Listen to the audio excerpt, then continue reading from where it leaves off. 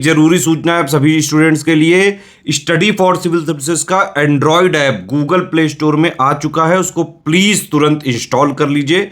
और अगर आप स्टडी फॉर सिविल सर्विसेज के सिर्फ ऐप से कोई भी कोर्स, कोई भी पीडीएफ परचेस करते हैं तो उसमें अप्लाई कूपन, अगर आप ज्ञान सर जो है आप उसमें अप्लाई करते हैं, ये कूपन कोड है, तो उसमें 20% फीस तुरंत माफ हो जाएगी, मतलब 20% डिस्काउंट तुरंत उसमें लग जाएगा।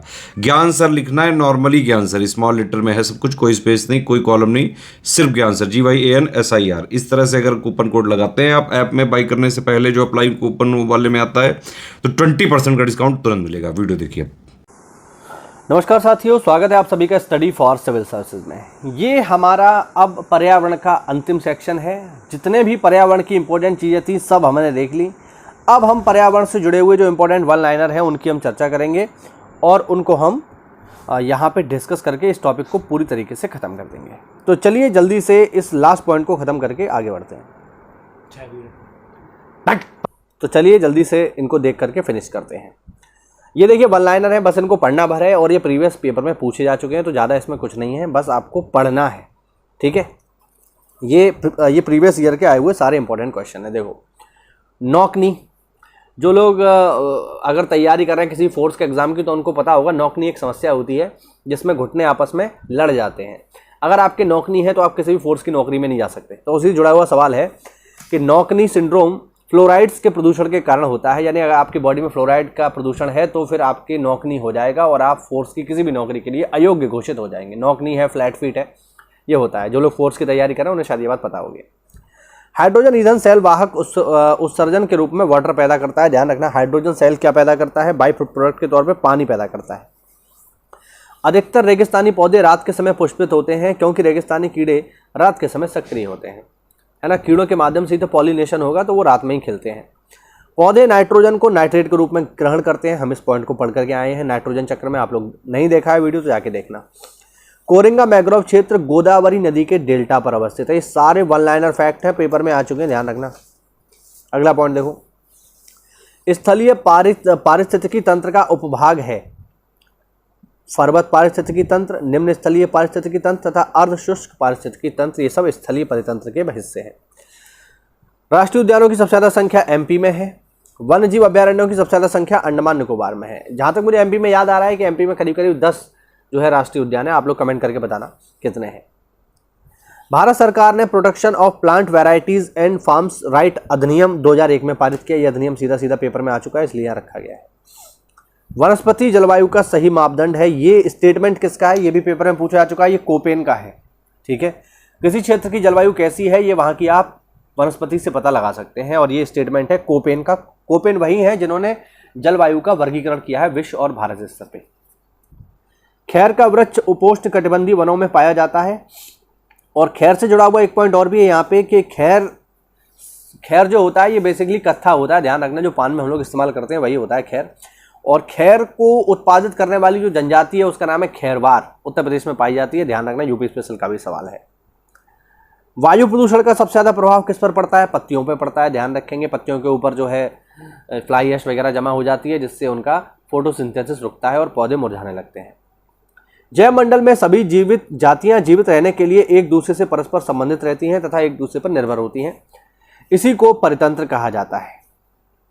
अगला पॉइंट, यूकेलिप्टस को वृक्ष पर्यावरण के लिए खतरा माना जाता है। इसको बोलते हैं पारिस्थितिकी आतंकवादी। ध्यान रखना, यूकेलिप्टस जिसे देसी भाषा में सफेदा या लिपस्टिक भी कहते हैं, काफ़ी महत्वपूर्ण है ये। और इसकी विशेषता है ये कि जहाँ पर ये पौधा, जहाँ पर ये पेड़ होता है यूकेलिप्टस का, वहाँ के आसपास का सारा पानी सूख जाता है क्योंकि एक तो बहुत लंबा होता है। जो लोग पश्चिमी यूपी से हैं उन्होंने इसको खूब देखा होगा। हमारे यहाँ तो खूब है, ये पीछे हमारे घरों के पीछे ही है। तो जहाँ पर ये पौधा, यहाँ पर ये पेड़ होगा यूकेलिप्टस का, वहाँ पे आसपास सारी जो ज़मीन होगी वो समझ लीजिए एक प्रकार से पानी रहित हो जाएगी क्योंकि ये सारा पानी खुद ही पी जाएगा। और अगर आपने इसके आसपास कोई पौधा लगा दिया, ठीक है, अगर आपने इसके आसपास कोई पौधा लगा दिया तो वो पौधा उग ही नहीं पाएगा। ध्यान रखेंगे इस बात को, ठीक है, उसको ये उगने ही नहीं देगा। अगला पॉइंट देखिए, अगला फैक्ट देखिए, DDT डाइक्लो डाइफिनाइल डाइक्लोरोइथेन, ये है DDT। हम सब लोग इससे परिचित हैं बहुत अच्छे से। और ये एक जैव अपघटनीय प्रदूषक है, सॉरी अजैव अपघटनीय प्रदूषक है, ये बहुत लंबे समय तक जमीन में बना रहता है। अगला पॉइंट, भारत में सौर ऊर्जा से संचालित होने वाला पहला हवाई अड्डा कोचीन है। और हाल ही में करंट का मैं आपको सवाल बता दूं कि सौर ऊर्जा और जल ऊर्जा से संचालित होने वाला देश का पहला हवाई अड्डा बन गया है दिल्ली का। दिल्ली में जो IGI है, इंदिरा गांधी एयरपोर्ट, वो। अगला पॉइंट देखिए, लिम्नेटिक क्षेत्र में पादप प्लवक अधिकता में वृद्धि करते हैं। ठीक है, निम्नलिखित क्षेत्र पानी का खुला क्षेत्र होता है ना। लैंटिक और लोटिक आपने सुना होगा। ठीक है, लोटिक होता है चलता हुआ पानी, लैंटिक होता है रुका हुआ पानी। ठीक है ना, ध्यान रखना। अगला पॉइंट देखो बच्चों, अगला है ऊन एक जैव निम्नीकरण पदार्थ है। याद रखना, पेपर में सीधे सीधे पूछा जा चुका है। बांग्लादेश में प्राकृतिक आर्सेनिक प्रदूषित जल मिलता है। बांग्लादेश में भी नहीं, बांग्लादेश में तो मिलता ही है, बंगाल में भी मिलता है। कोयला, गोबर और लकड़ी बायोमास ऊर्जा के स्रोत हैं।